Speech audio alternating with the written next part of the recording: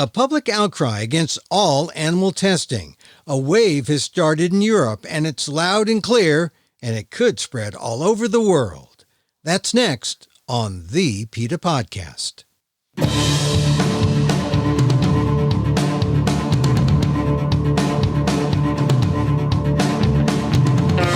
Welcome to the PETA Podcast. I'm Emil Guillermo, your host for this inside look at animal rights. Brought to you by PETA, the largest animal rights organization in the world. On today's show, cruelty-free cosmetics. Thought the war was won? Well, yes and no.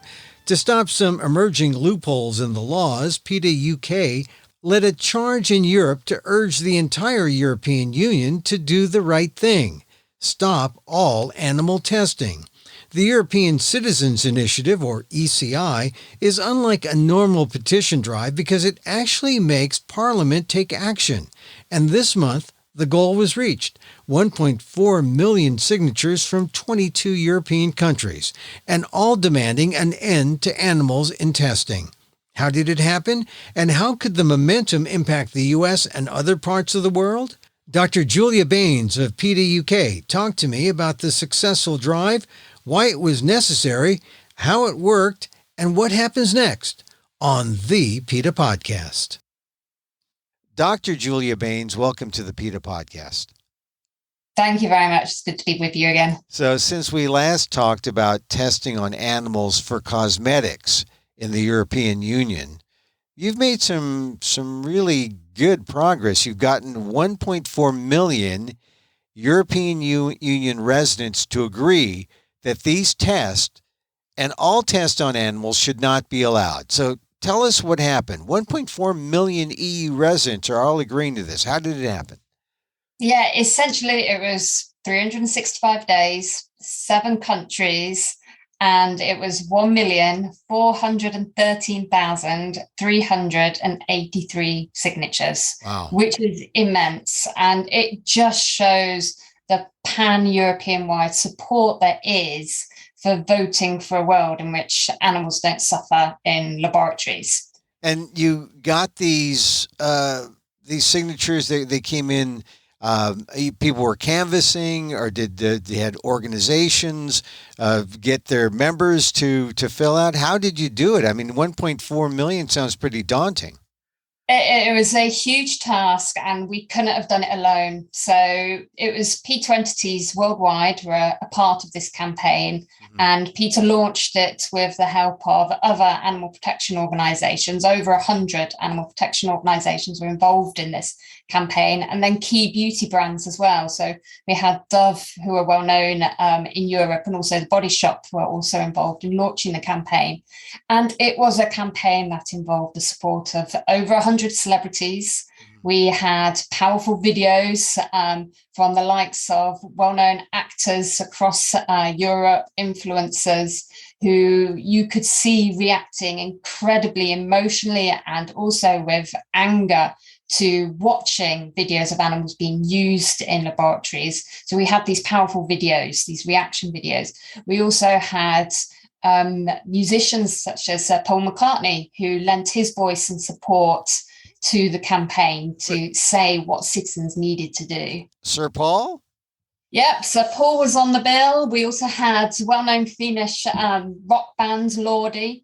They were also involved and lent their name to a statement as well and put out their words in support of the campaign. We had Italian actors, actresses, supermodels, and then influencers as well across social media that really did lend their support. We had well-known journalists in France, Hugo Clement, who's a well-known journalist there, also put out his support as well across social media for the campaign.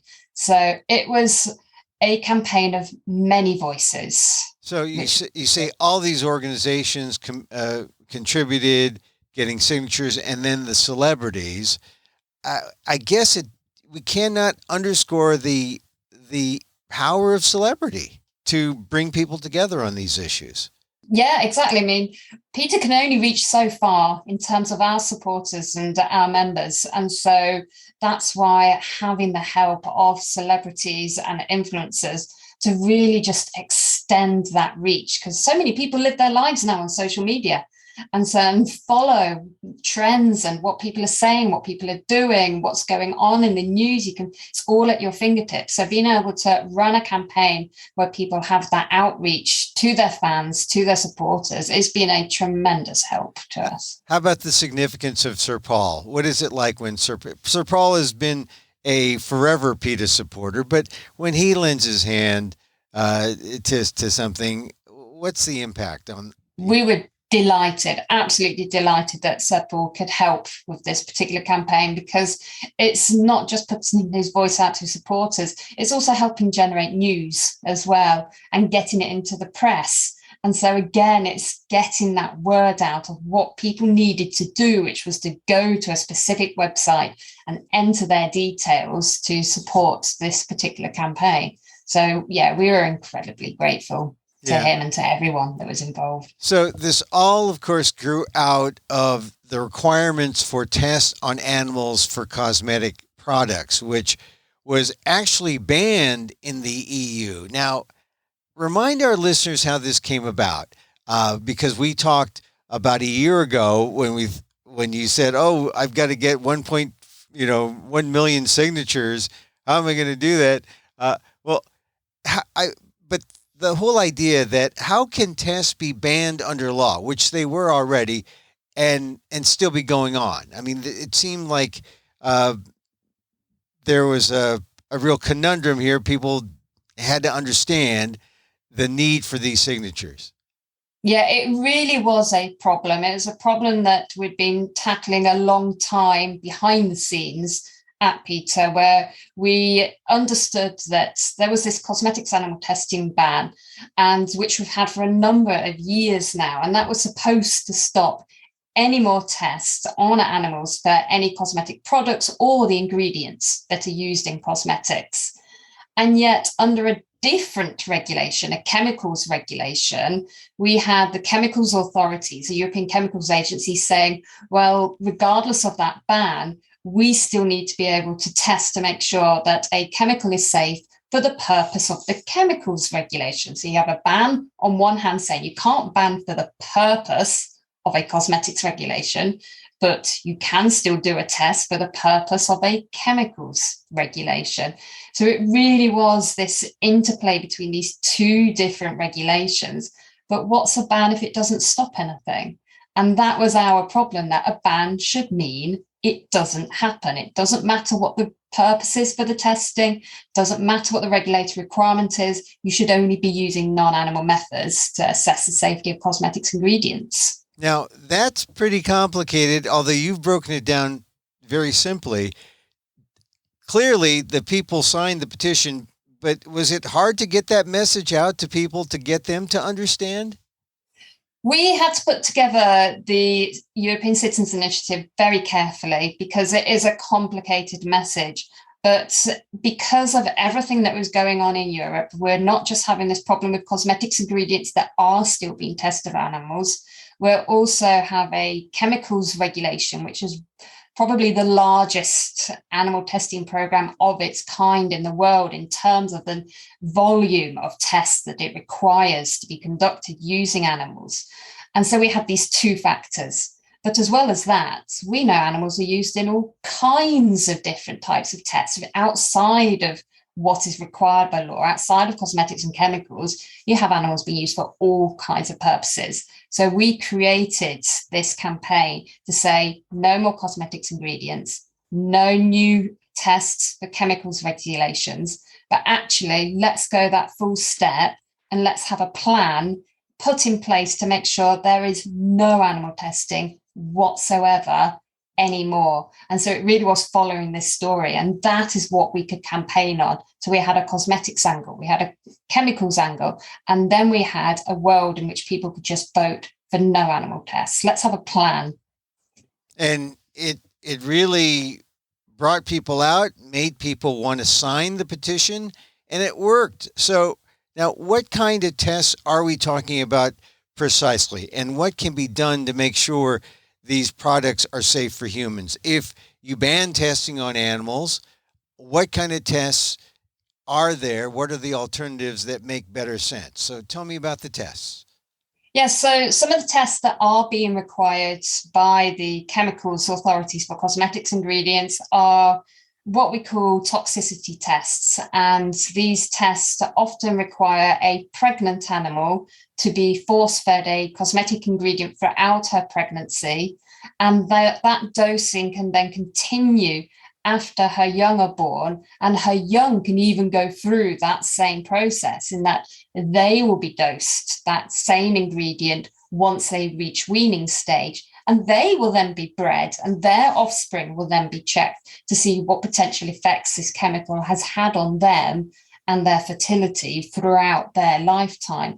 So these are studies that for just one chemical can use well over 1,000 animals. That's just one test, one ingredient over 1,000 animals. And we're talking about hundreds potentially of ingredients. And so it just snowballs, but what can really be told from, or what can you glean from the tests that would really apply to humans? I guess if it hurts an animal, does it apply in terms of in toxicity? Would it apply to humans? This is the absurdity of it, because it's already well established that if you were to run some of these tests, for example, in mice, you won't necessarily get the same result in rats. And you think how closely related those species are, and then try applying those results to humans. And we're also talking about cosmetics ingredients that have been used safely for decades. They've been on the market for a long time. If you really want to know how a chemical is going to affect a human, you need to use human-based data. And so really what you're doing by reforming how these tests are done, you're getting better results for the people, and people are getting what they want. Yeah, exactly. I mean, we are all for safe cosmetics, all for protecting the environment and making sure you have those safeguards in place. But to do that, you need to use the best available science. And that definitely does not involve using animals. Yeah. Did you get much pushback? I mean, you got your 1 million signatures, but what kind of pushback was there to counter what you were saying? People would maybe say, oh, we do need these tests. These are important. These are these protect mankind. The kind of opposition we often get is that people don't understand that non-animal tests can actually be the better way forward, or getting people to understand that if you continue to use a test that uses animals, you're not helping, you're not getting that data that is needed to show that something is safe. So we would have to counter that by saying, look, if you don't have the right test available now, if you don't revert back to using the animal study. Instead, you need to invest in making a better test that uses human data. So this is what we'd say, look, if you don't trust the data, then let's work on a better method, because you can't go using animals. It's just not going to help. Right. So we get better data, and people responded. Once again, 1.4 million EU residents. That's across Europe, not just in Britain, but this also isn't a regular petition as we think of them under other circumstances where people are signing on to request something, but it has no real teeth in some petitions. What's the difference between a regular petition and this petition, this European citizens petition? This means something, right? It really does mean something. This is a formal legal mechanism. So it really does give EU citizens a chance to have their say on laws they want to see implemented. So an ECI, European Citizens Initiative, basically gives you a chance to propose changes you want to see to the law. And if you meet the criteria for a successful ECI, which is 1 million validated signatures across at least 7 different countries, then the European Commission is mandated to act. It has to act. It has to consider your proposals and then set out what it may do in response to that particular petition. So it's not something where you are just urging someone to act. They actually have to by law. All right. Now, tell me about the complications. And we're talking about the current situation in England right now, you've got a new prime minister. You have a new monarch. The Queen has passed, and may she rest in peace. But we have a new king. Now, it's less about the king, but I'm talking about how, with considering Brexit, is Britain part of this situation? How does the politics work? Yeah, unfortunately, the UK is not governed anymore by European law. So this European Citizens Initiative won't have a direct impact on how the UK now implements its own regulatory frameworks and its own plans. But that doesn't mean to say that what happens in Europe doesn't affect what happens in the rest of the world. Now, there's two reasons for that. One is that chemicals get imported and exported. So if you have a set of safety data that is accepted in Europe, then often that same set of data will be accepted in other jurisdictions, such as the United States and also the UK. This is how these kind of frameworks work. There's this mutual acceptance of data. But also people look to where's the best science going. And if we can push the EU to say, look, you've got to reform, you've got to change the way you do things, and this is actually making it better, others often follow track. Because you look at things like the cosmetics animal testing ban, it started in one place. We had it in the EU for a number of years, and then we see similar bans being put in place across many different countries internationally. So it really is, it's showing a way forward, and that's what we hope to do. And so, once again, the situation in the UK, the EU is going to do something about this. Does this mean that it will strengthen existing laws in the UK, or will it clarify how testing should be done in the UK? So the UK still follows a very, very similar format to what the EU does in terms of its chemicals and how it handles safety tests for cosmetics and the other types of chemicals. So if we see changes in the EU, then we can take those changes to the UK government and say, look what your neighbours are doing. You need to follow suit, because if you don't keep up, you're actually making things more difficult for the whole importing and exporting of chemicals if you've got two different sets of standards. Yeah. And so, all right, so the likelihood of something good or positive happening is good at the UK. Now, how about internationally? And I'm talking about people in the US. What kind of impact would this EU measure have on consumers in the US who are buying products? And if they're imported from Europe, I guess they know that they can count on those products being test-free cosmetics. How do U.S. consumers, how should they view what this successful petition drive means to them? It's another wonderful example where you can say, look at these advancements that have been made in one area, and we can copy and do the same over in the US. Because it's often what happens, it's taking these developments and this progress that you see and model to say, look, it can be done. But here, the EU are already doing it. They're putting these different frameworks in place. So let's replicate. So it's really showing them that what happens around one table, we can share best practice.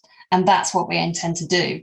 And right now, the law hasn't changed. I mean, this is now brought to the governors at the European Union. How assured can consumers be right now about the cosmetics they buy? And how is this potential change in the law or a clarification, how is this going to make them feel even better about the kind of cosmetics that they consume? Yeah, I mean, right now, there is only one way in which to ensure you are shopping with a guilt-free conscience, and that you're buying cruelty-free products. And that really is to check PETA US's list of companies that either do or don't test on animals, because that is really the only way that you can be sure that you are buying from a company that is committed to saying they will not do any testing for any kind of legal or of a type of purpose in any jurisdiction around the world, and nor will they accept ingredients or use suppliers that have done that kind of testing. So using PETA US's list, its Beauty Without Bunnies program, and checking their database really is the only way consumers can know now how to shop cruelty-free. But what we have to be careful about in the future is that what happens in the EU and the changes we might see with the cosmetics testing ban, it only affects tests that are happening for EU regulatory purposes. We have to remember that some companies still choose to go and market their products in places like China, for example, where the Chinese regulatory authorities still mandate tests on certain types of products. And we may still see those products on the market internationally. So although citizens within the EU might have a little bit more security and comfort, really, I would say always be safe and do your double checks. Yeah. And download the Beauty Without Bunnies app on your phone. That's what I do. That's how I check. The app on the phone, once again. Beauty Without Bunnies, PETA US. Yeah, download it. It's free. It's a global international list. And that's something, because there are companies that may be the companies on the list are 100% cruelty free, but there are some companies that may only be 60% or 70 or maybe 50, right? I mean, and they won't be on the list.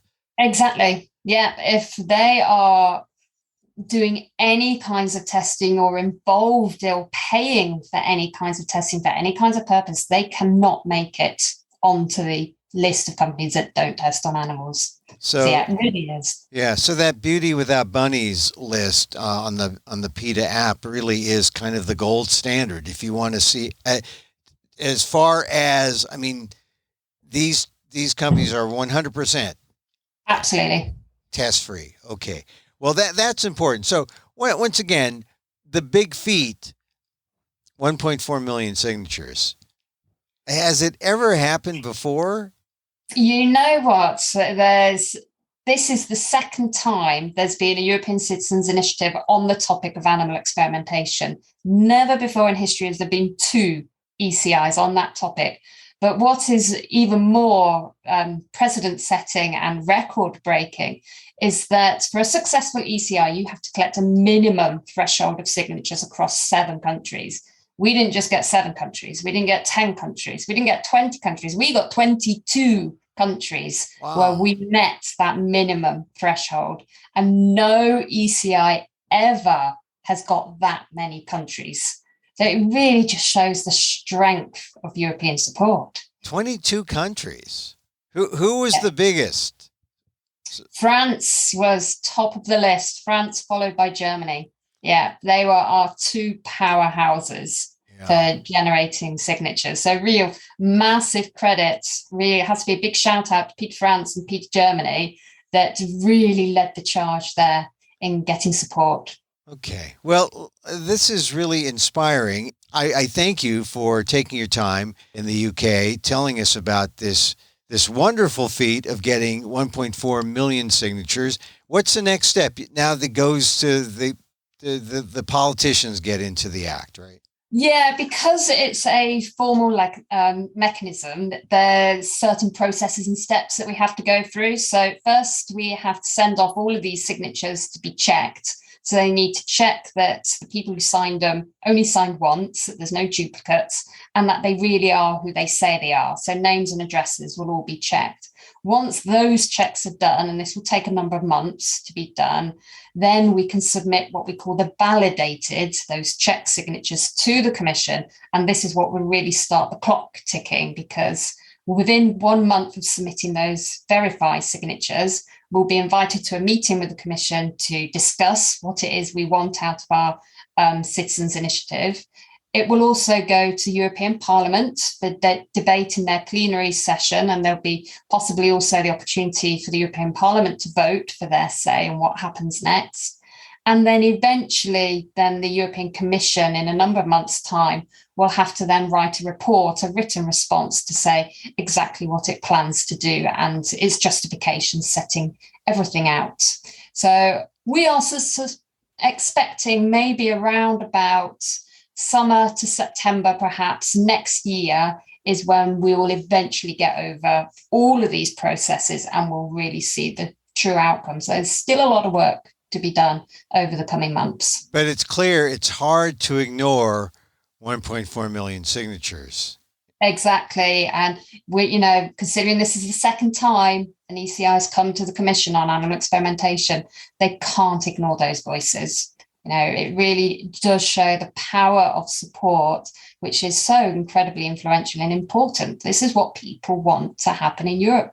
They want a world without animal testing. Dr. Julia Baines, thank you very much for joining us on the PETA Podcast. Thanks very much.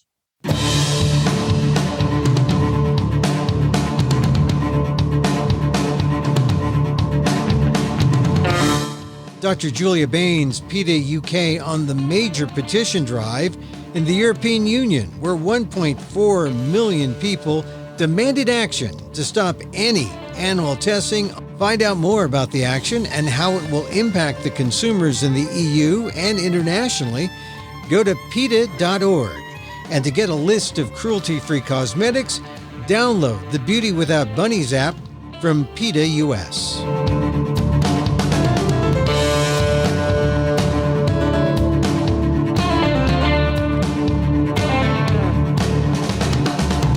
And that's our show for today. Thank you for listening. Don't forget to send a link of this show to your friends. Tell them you like the PETA Podcast. Contact us at PETA.org. You can find me on Twitter at Emil Amok. That's EMILAMOK. Or see my vlog at amok.com. Or see my work at ALDEF, the Asian American Legal Defense and Education Fund. That's ALDEF, AALDEF.org/blog.